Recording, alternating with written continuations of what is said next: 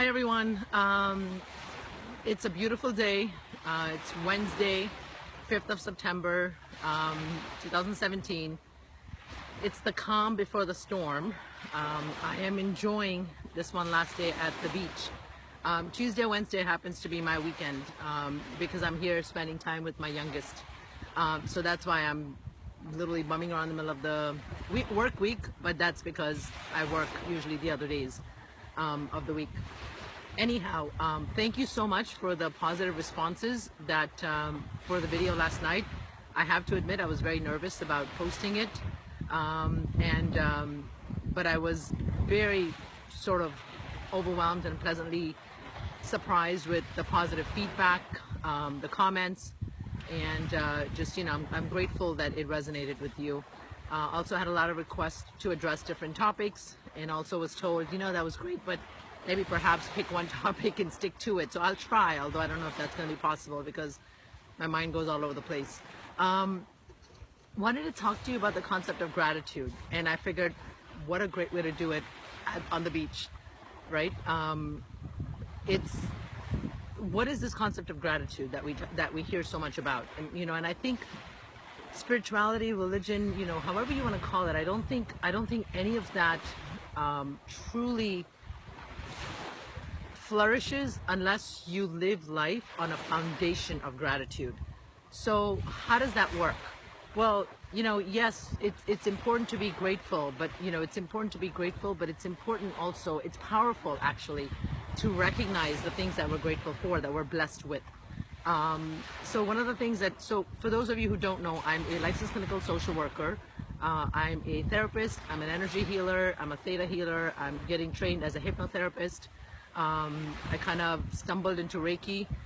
So that kind of seems to be my calling and my purpose in life. My intention is always to serve and to heal and to provide that service with whoever, regardless of whether they can pay or not. Although it's always nice to get paid, right? But the intention is always to be of service. And my sort of attitude, one of those guiding principles of my life has always been that service is a rent we pay for our lives, and those to whom much is given, much is expected. And I've been very, very, very blessed.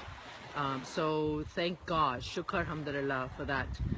So one of the things that I share with all my clients who come see me, I kind of make it mandatory for them. And of course, they can choose to do it or not, is the gratitude journal, the practice of the gratitude journal. So how does that work?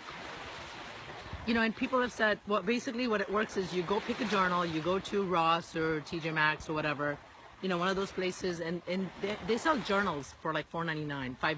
You don't have to spend much more than that. And they have beautiful journals and, leather bound or floral ones or whatever speaks to you. I encourage you to go get a journal that speaks to you, that makes your heart smile. And then, for me, the pages are really important. I like sort of cream pages. I like the wide lines. I'm very particular in what makes me happy. Having journal for decades now. And I also encourage people to get a pen that flows smoothly, right? So for me, it's the Pilot .7. I love that one. But whatever works for you, it doesn't matter. The point is, pick a pen and have it available. And you keep this by your bedside. And before you go to bed every night, you take literally a minute to open up the journal and you write down the date of whatever. So tonight you would write down September 5th, 2017, and you would write, today I am grateful for, and you would write down 1, 2, 3, 4, 5. 5 things, just 5 things that you're listing that you're grateful for. And then you build on that, right? So the first day that I started doing this, literally 19 years ago, was I said, I'm grateful for my son. My son, who's 19, was 10 months old at the time. And then I said my family, my health, I was in Tucson at the time, living with my ex-husband, my husband at the time, and whatever the case might be, and the journal. And then every day I just started to combine and started to look for new things to add to my list. So how does that work? So let me give you a little background. I had my son 19 years ago, went into postpartum depression, and was literally the minute he was born, it's like my ex-husband was not deployed because he wasn't in the army, but we went to Tucson because he was working for one of the government agencies at the time. And I was really isolated from the community, from the family, not to mention the postpartum. And one day I was watching Oprah when Oprah's show was still on. And this amazing author by the name of Sarah Ban Breathnack came on. And she talked about a book called Simple Abundance. It's available on Amazon. There's millions of used copies available. So literally you can get it for like pennies and then pay $3.99 shipping and handling, and you can usually get a decent copy. So Simple Abundance is a really powerful book. It's a day book for women. So it starts January 1st and it goes all the way to December 31st. And the way you work that book is, say you get it today, right? September 5th. Well, you would read all of January, however long that takes you. You don't have to read a page a day. You can combine and read a couple pages, but say it takes you a month, or 2 weeks to read all of January. Then you skip to whatever date you stop on. So by the time it might be September 28th. So you you go to that date and you start reading there. And then you read it every night, just whatever the date is. So I did this book for a couple of years. And one of the first things it tells you in the first 30 days is the practice of the gratitude journaling. And so the first 30 days basically lays out the framework of how the book works, and the practice of the gratitude journaling is a big part of that, along with a few other things. So I immediately went, and got the journal, got the book, started reading it, and started the practice of journaling, and started to look for things in my life. And I have to tell you, there was, within a month, I sensed a shift in my perspective. Yes, I still had the depression, but I just wasn't as hopeless. I started to look for little things that brought me joy. I'm a big reader. I always have a stack of books no matter where I go. Even now I've got 2 in my, in my beach bag. I've got another 3 sitting in the thing, and my side table is filled with literally 10 books that I'm going through right now, and I'm hoping to get through in the next, however long it takes me. I've always been an avid reader, so I wanted a bookshelf, and one of the things I went and did was I went to a garage sale and I picked up a bookshelf for like $5, I think it was. And I set it up in my little corner of my little small bedroom in the apartment that we were renting. And I can't tell you how happy that made me, right? And that was about the simple little joys and pleasures that life brings you.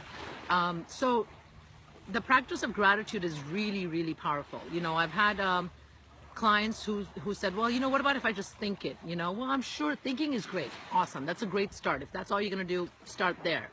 But there's something really powerful about writing things down, putting things on paper. I cannot quite tell you why that is.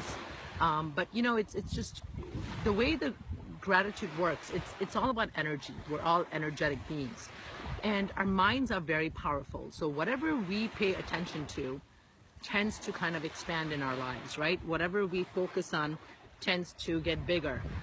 So that's why it's really important to focus on the positive things in your life, because when you focus on the positives, somehow you just subconsciously, universally, you start to attract positive things in your life. Versus if you focus on the negative things in your life, then you're giving that attention, and that tends to expand. So then all you're noticing is how horrible your life is and how hard life is. And that's not to say that life isn't hard. That's not to say that we don't have genuine issues. Of course we do. And it's not to pretend like it's not happening. No, absolutely not.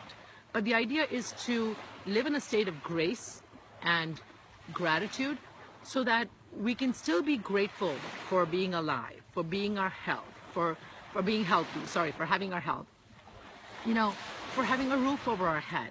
On most days, especially if it's been a really crappy day, that's when I tell people, you know what, on those days especially, you must write in your journal. Even if it means you write, I'm so grateful the day is over.